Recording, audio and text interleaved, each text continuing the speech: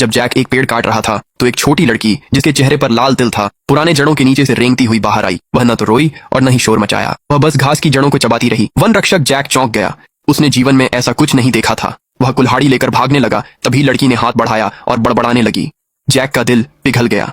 उसने लड़की को अपनी कमीज की जेब में रखा और जल्दी जल्दी अपनी जर्जर छप्पर वाली झोपड़ी की ओर भागा। जैसे ही उसने दरवाजा खोला, पूरे कमरे में दवा की गंध फैल गई। उसकी पत्नी बिस्तर पर पड़ी थी, खांस रही थी और हाँफ रही थी। जब उसने छोटी लड़की को देखा, उसकी आंखें एक पल के लिए चमक उठी।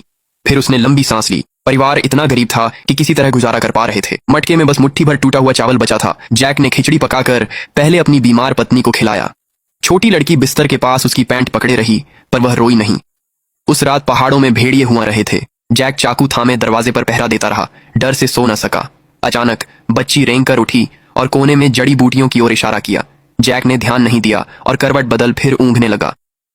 अगली सुबह जल्दी ही कुछ अजीब हुआ। उसकी पत्नी का चेहरा, जो खांसी के कारण पीला पड़ गया था, उसमें अब फिर से थोड़ी रंगत आ गई थी। जैक जड़ी बूटियों को देख शक में पड़ गया।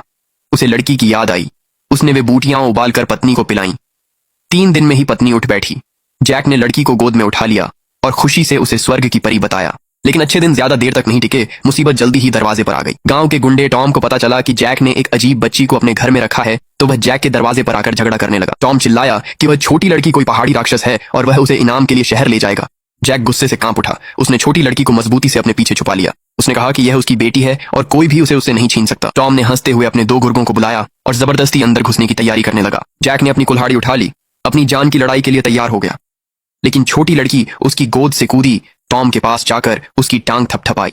टॉम ने जैसे ही उसे लात मारनी चाही, वह चीखते हुए टांग पकड़कर जमीन पर गिर गया। उसकी टांग पर लाल फूंसियां उभर आई थीं, जिनमें तेज खुजली हो रही थी। उसके गुर्गे डर के मारे आगे नहीं बढ़े तो टॉम गालियां देता हुआ भाग गया। जाते जाते भी उसने धमकी देना नहीं छोड़ा। जैक बेचैन महसूस कर रहा था। उसे डर था कि छोटी लड़की की खास ताकत कहीं और बड़ी मुसीबत न ले आए। इसलिए वह उसे गोद में उठाकर पहाड़ पर पुराने पेड़ की जड़ों के पास वापस ले गया। लेकिन जैसे ही उसने लड़की को नीचे रखा, उसने जैक के कपड़े कसकर पकड़ ली और घास के एक बेतरतीब झुरमुट की ओर टकटकी लगाई देखने लगी। जैक ने घास हटाई तो देखा कि मिट्टी में चांदी के टूटे हुए टुकड़ों की एक टोकरी दबी हुई थी। छोटी लड़की उसे अपने पास रखने का एहसान चुका रही थी। जैक की आंखें भर आईं। उसी वक्त उसने ठान लिया कि वह इस बच्ची को पालेगा, चाहे उसे अपनी जान ही क्यों ना देनी पड़े। छोटी लड़की कभी बोलती नहीं थी, लेकिन हर दिन वह गांव के प्रवेश द्वार पर बैठकर चुपचाप बड़ों की बातें सुनती रहती थी। किसके साथ धोखा हुआ, किसकी चीजें गायब हो गईं, वो यह सब चुपचाप याद रखती थी। उसकी यही छोटी सी आदत आगे चलकर सब कुछ बदलने की कुंजी बन गई।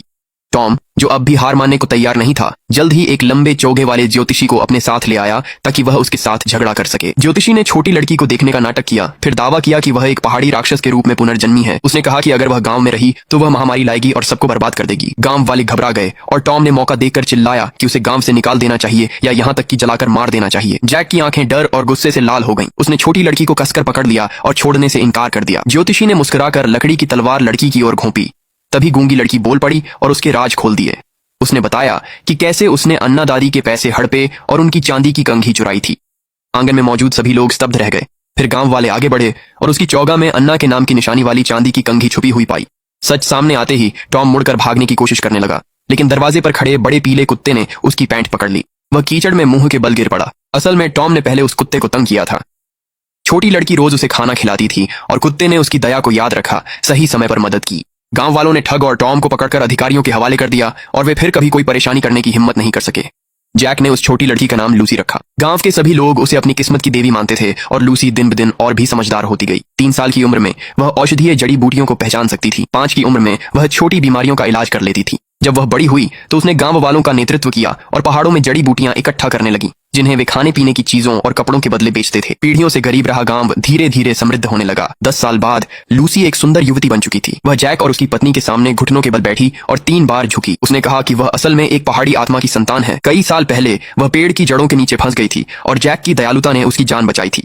अब जब उसका काम पूरा हो गया है तो उसे पहाड़ों में लौटना होगा। उसने पीछे एक किताब छोड़ी जिसमें औषधीय जड़ी बूटियों की चित्रकारी थी। साथ ही एक थैली बीजों की भी थी जो फसल की रक्षा कर सकते थे। उसने बूढ़े दंपति से कहा कि ये उपचार लोगों को ठीक कर सकते हैं। ये बीज हर साल अच्छी फसल ला सकते हैं और उसकी शुभ कामनाएं हमेशा गांव में बनी रहेंगी। यह कहने के बाद लूसी मुड़ी और पहाड़ों की गहराई में चली गई। फिर कभी वापस नहीं आई।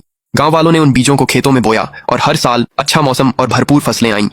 औषधीय उपचार पीढ़ी दर पीढ़ी आगे बढ़ाए गए, जिससे अनगिनत गांव वालों की जान बची। हर कोई कहता था कि लूसी, वह परी बच्ची, कभी सच में गई ही नहीं थी। वह अब भी पहाड़ की रक्षा कर रही थी और गांव के हर अच्छे इंसान की हिफाजत कर रही थी। दया कभी व्यर्थ नहीं जाती। जब आप किसी को एक पल के लिए बचाते हैं तो वे आपको पूरी उम्र के लिए बचा सकते हैं। झूठ पर यकीन न करें और किसी को रूप से न परखें। सच्ची बरकत दया में है। छल और शोषण करने वाले अंत में अपना ही नुकसान करते हैं। परस्पर सहयोग और दया भाव रखने से जीवन और भी बेहतर हो जाता है।